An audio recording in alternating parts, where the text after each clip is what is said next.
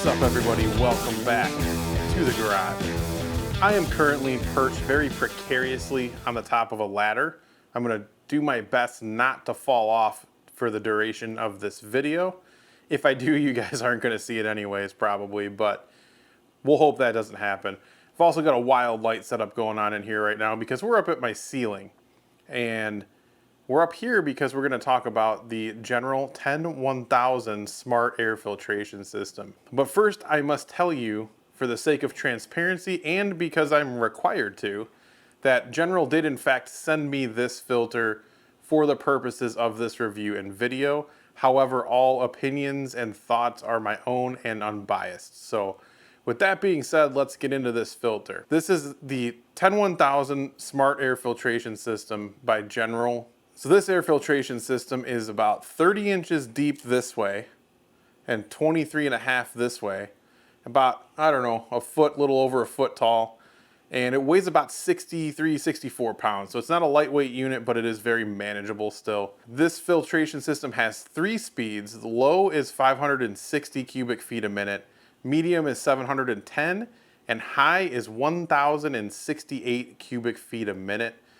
This unit will clear a 20 by 20 by 8 foot tall space about 21 times an hour. Definitely moving some air out of this unit, especially for a small workshop or garage. As you can see here, there's not a whole lot going on the front. This is the front. Air comes out this way and goes towards the camera.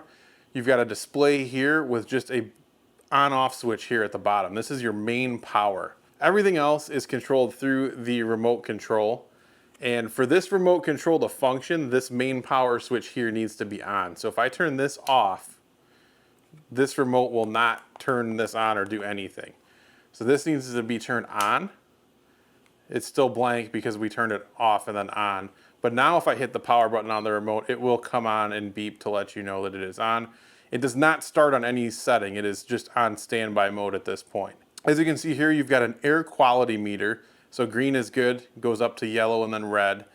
And then you've also got your fan speeds. So same thing, green is low, yellow is medium, and then red will be high, I think. Yes.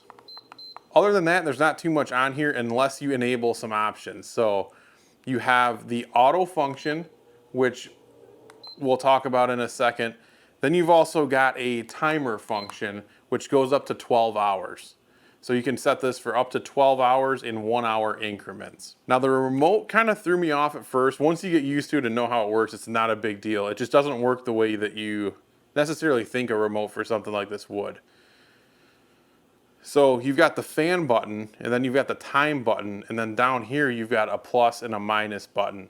So what you need to do is hit, like if you want to turn the fan on, right now the plus and minus do nothing. You have to hit the fan button, then you can adjust that. Same thing with the time. If you hit time, now you can adjust the timer settings. Another nice feature of this unit is that it's got lights built in the bottom of it here. And what that does is if you've got a shorter ceiling, so I've got 9-foot ceilings in here, it's not that big of a deal for me. My lights are actually hung slightly above the halfway point of this unit, but this unit is not blocking any of my lighting here in the garage. But if you had 8-foot ceilings where this was hanging a little bit lower and your lights were up at the ceiling, you could create a shadow or unusable space underneath the unit. So they've actually gone ahead and put 2 LED lights in the bottom, and they're just a simple on and off, but I'll tell you what, even here in the garage, I put this right over my welding table, and having the extra light is fantastic. So something to keep in mind when you're going to place this, because they do give you 3 mounting options for this. It comes with eye bolts to hang from chains like I've done here. You get a smaller like flush mount bracket to mount it direct to the ceiling. And then it's also got feet on the bottom if you did have a place you could set this unit. Now on the back side of this are the filters. You've got a 5 micron outer paper filter, and then you've got a 1 micron inner filter that is washable and reusable. So definitely catching a lot of dust and giving you plenty of clean air out the front here.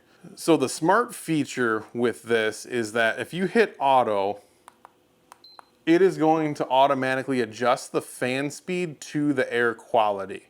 and it will ramp that up or down based on what it's sensing. It's got an infrared sensor that will detect down to 1 micron particles in the air. The nice part about this is if you are like me and forget to turn the filter on, it'll do that for you. But also if you're doing something really quick and think it's not a big deal, you can do that and it will turn on still. So it reacts pretty quickly. I've got some footage of that you're either seeing now or will see, but it reacts pretty quick. I was actually very impressed. Now, the one thing that did happen was it kind of caught me off guard the first time it turned on by itself. Just the fact that it did it and I wasn't expecting it. But once you get used to it, not a big deal. So this unit is loud in the fact that it's a fan. This is like a squirrel cage type blower in here. So it's gonna make some noise, but it's not annoying. And at least you know that it's working and doing its job. You can still have a conversation over it and things like that. Not a big deal. But if you need quiet, this isn't a unit for you. But what dust collection or dust filter situation is quiet?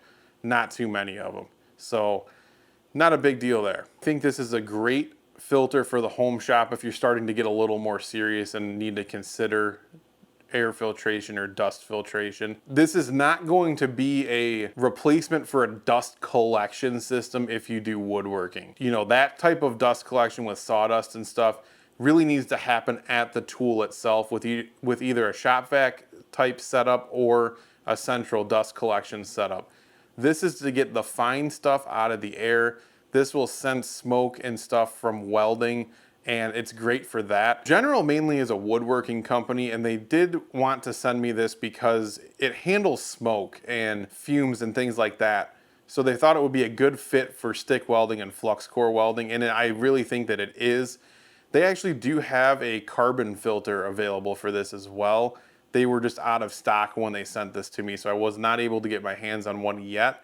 But when this filter needs to be replaced, the outer filter, I will probably look into that and see if that is available at that time. The price point on this is about $500, $499 regular price, like you can buy it every day. Currently, as of filming, and I'll put a link in the description below for it, on Amazon, it is like $429. Overall, not a bad price. I think it's well within reach of most home workshops if you're starting to get a little more serious. And I think it's a great option. I think it hits a sweet spot of affordability, features, and build quality. This is all steel construction, no plastic really anywhere on this.